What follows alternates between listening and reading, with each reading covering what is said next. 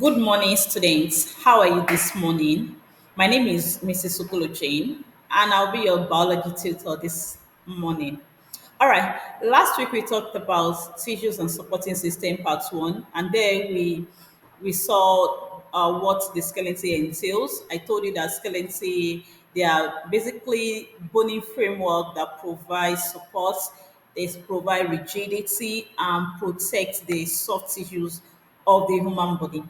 Now, and also we also take a look at the various types of skeleton, where we talked about the hydrostatic skeleton, those ones that have fluid as their skeleton, like the cnidaria, like the sea anemones, like the earthworm.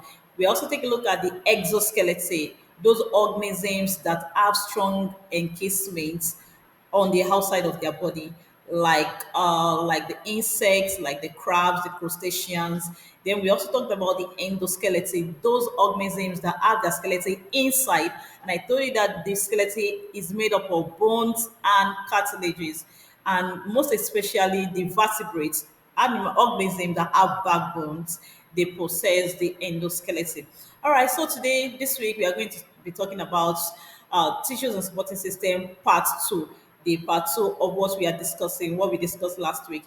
Now, at the end of this lesson, I will expect you to know the various forms of skeleton. I expect you to know the bones that make up the exoskeleton and the function of the exoskeleton. Now, let's go. The forms of skeleton, there are basically two forms of skeleton. We have the exoskeleton and we have the appendicular skeleton. Now, let's take a look at the exoskeleton. Basically, the exoskeleton consists of the skull, the vertebral column, and the thoracic cage. In other words, we call it the ribs. Now, let's take a look at the skull. The skull basically is the bones of the skull that support the structures of the brain, and they also protect the face. They protect the brain and they also protect the face. Basically, we have 22 bones in the skull, and these 20 bones are divided into what we call the cranial bones and the facial bones. The cranial bones are those ones supporting the brain, while the facial bones are those ones supporting the face. Now, the cranial bones are eight in numbers, and they encloses the brain and serve as an attachment site for the muscles of the head and the neck. While the facial bones, they comprise of 14 bones, and they provide cavities for the sense organs. Sense organs like the eyes, like the nose, like the hair. So they provide cavities for the sense organs. They also protect the entrances to the digestive and the respiratory tracts, and they also serve as an attachment point for facial muscles. Now, let's go about the vertebral column, the second one. The vertebral column is also called the backbone or the spinal column, and it surrounds and protects the spinal cord. Let me repeat that. I said the vertebral column is also called the backbone, or you call it the spinal column. It supports and it protects the spinal cord. And it also supports the head, and it acts as an attachment point for the ribs and muscles of the back and the neck. Basically, in adults, we have 26 vertebrae. 26 vertebrae. We have five sacrum, and we have four cauda, which we call the coccyx, that fuses together. Now, let's go ahead. Now, the vertebrae in adults, I told you, okay, let's take a look at the vertebral column. Take a look at the image on your screen. You can see the cervical. The cervical is the first, and the cervical vertebrae is found in the neck region. They are basically seven in number. We have seven vertebral bones there, if you count it. Then followed by the thoracic. The thoracic is found in the chest region. They have more number of vertebrae there, and that is why it is longer. We have 12 vertebral bones there. The cervical here, we have seven. The thoracic in the chest region, we have 12.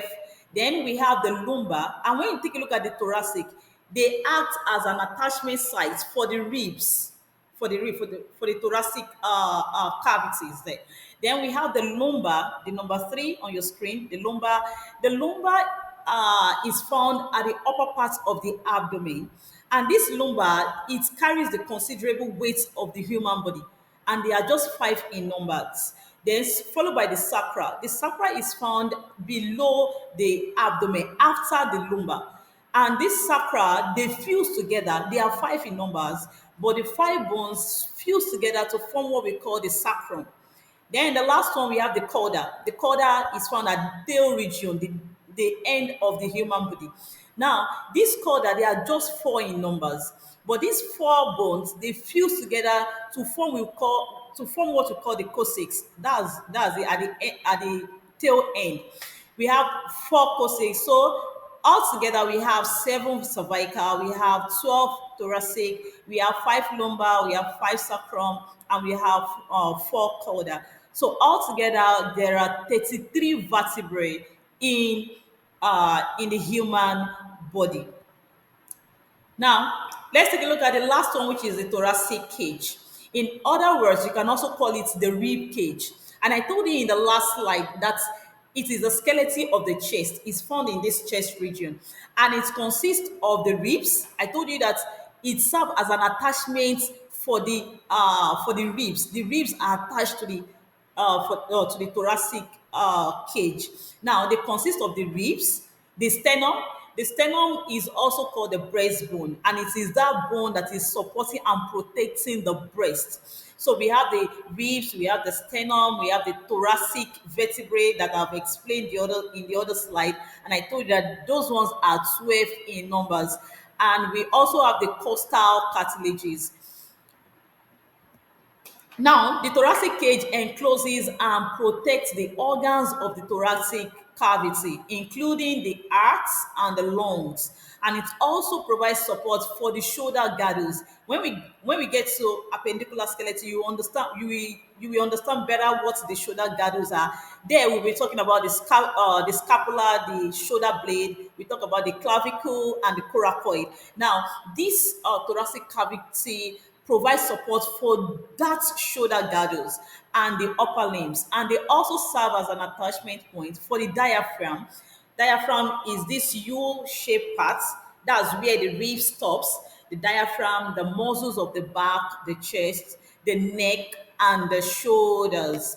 Now, you have your assignments here. You will tell me, you state the forms of the human skeleton. You will highlight the bones in the skull and their functions. Then you describe the vertebral column in terms of their number. How many are they? And what is their location? How many are they? And where can you find them in the human body? Now, thank you. Should in case you have any question, feel free to send me your question. Send it to the mail on the screen. I'll be there to answer all your questions. Till we meet in our next class, have a beautiful day. Bye. Good morning.